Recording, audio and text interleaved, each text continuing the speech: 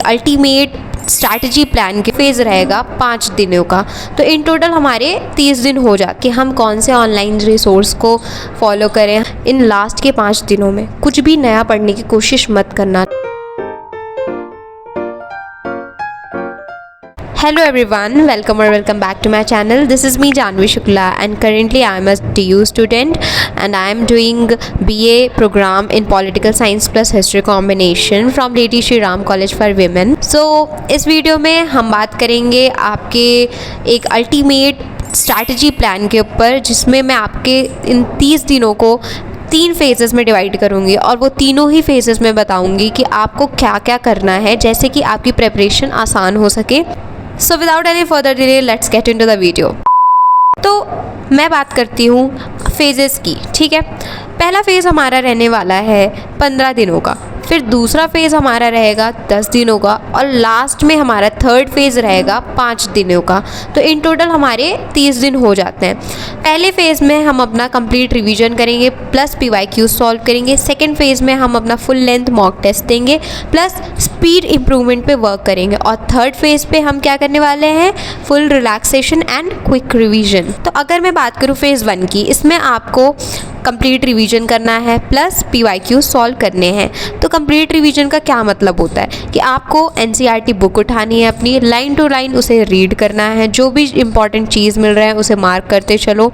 उसके बाद आप स्टिकी नोट्स के हेल्प से शॉर्ट नोट्स बनाते चलो। बुक के साइड में जो थोड़ा ब्लैंक स्पेस बचता है, वहाँ पे अगर कुछ इंपॉर्टेंट फैक्ट्स हैं और बहुत ज़्यादा फैक्ट्स वाले चैप्टर्स हैं तो उसकी स्टिकी नोट्स बना लो। तो इन 15 दिनों में आप पूरा रिवाइज़ करोगे जो आपने क्लास 12th में अभी तक पढ़ा है अपनी बोर्ड्स के लिए।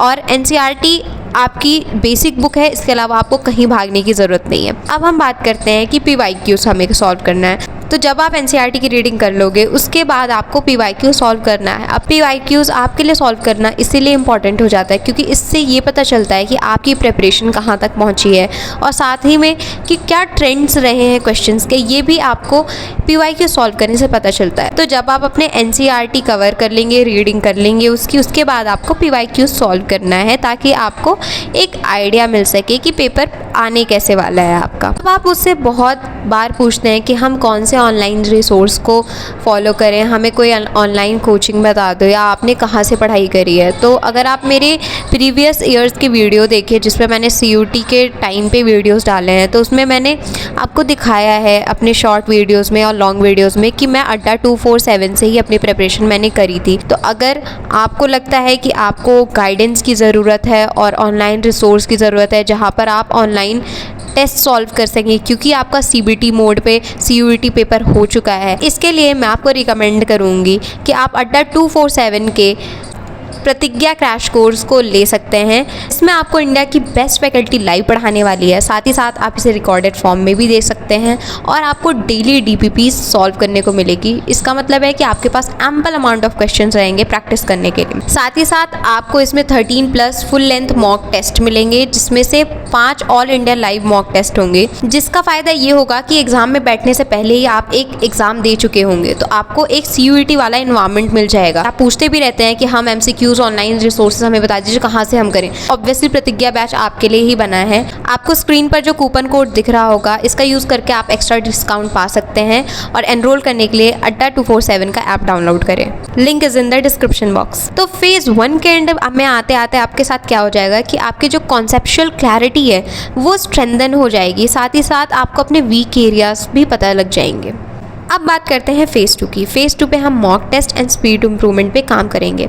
तो आपने सब कुछ पढ़ लिया, लेकिन आपको साथ ही साथ वो एप्लीकेशन भी आना चाहिए, इम्प्लीमेंटेशन भी आना चाहिए। आपके दिमाग में ही सारी चीज़ें रहेंगी, आपको यही नहीं पता कि क्वेश्चन सॉल्व कैसे करना है, तो वहीं पे आप लैग कर जाएंगे। और CUET में जो है वो एक्यूरेसी जो है वो एक गेम चेंजर होती है, आपकी स्पीड क्वेश्चन सॉल्व करने की एक गेम चेंजर होती है, क्योंकि पहले ही आपको ऑप्शंस नहीं है, आप 50 के 50 क्वेश्चन करने हैं, तो आपको इसमें थोड़ा प्रो रहना पड़ेगा।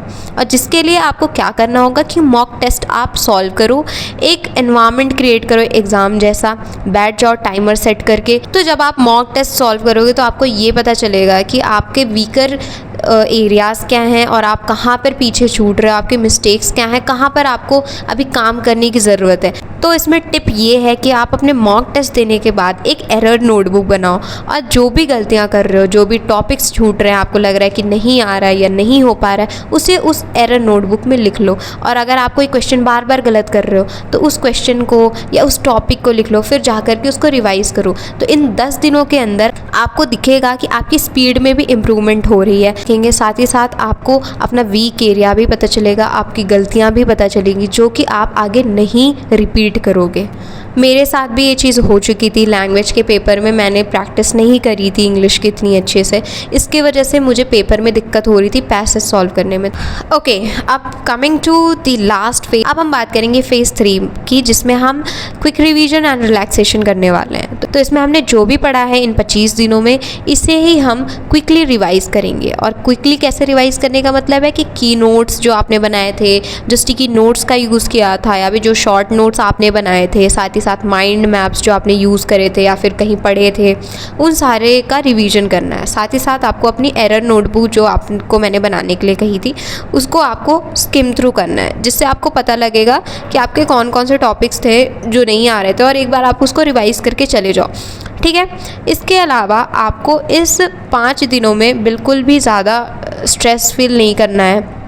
आप स्लीप साइकिल अपनी मेंटेन करो, इस ड्यूरेशन में ज़्यादा रात को मत जगो। और क्योंकि कहते नहीं कि अगर आप स्लीप साइकिल बिगाड़ लोगे तो जब एग्ज़ाम का दिन रहेगा तो आप कंसंट्रेटेड नहीं रहोगे, फोकस्ड नहीं रहोगे। And lastly I want to say कि avoid learning anything new in last के 5 दिनों में। कुछ भी नया पढ़ने की कोशिश मत करना। लास्ट मोमेंट पे सब कहते हैं कि नई चीज़ नहीं पढ़नी चाहिए, एंड ये सच भी है कि आप बहुत पैनिक कर जाओगे एंड मोमेंट पे अगर आप ऐसे पढ़ोगे तो। Last I just want to say कि आप जो इन लास्ट के कुछ दिनों में मेहनत कर लोगे तो आप अपने आप को अपनी ड्रीम यूनिवर्सिटी में पाओगे, जैसे DU, BHU या जो भी आपकी ड्रीम यूनिवर्सिटी है। साथ ही साथ आप उनके टॉप नॉच कॉलेजेस में पढ़ने का मौका पाओगे। तो जस्ट वांट टू से कि इतनी सी मेहनत तो आप कर लो, और मुझे पूरा विश्वास है कि आप कर लोगे। And trust yourself too and have that confidence in yourself. बिल्कुल भी घबराना मत, आप कर लोगे। And go and buy Pratigya batch for success in CUET 2025। So this was all for today. मिलते हैं नेक्स्ट वीडियो में, तब तक लाइक, शेयर एंड सब्सक्राइब।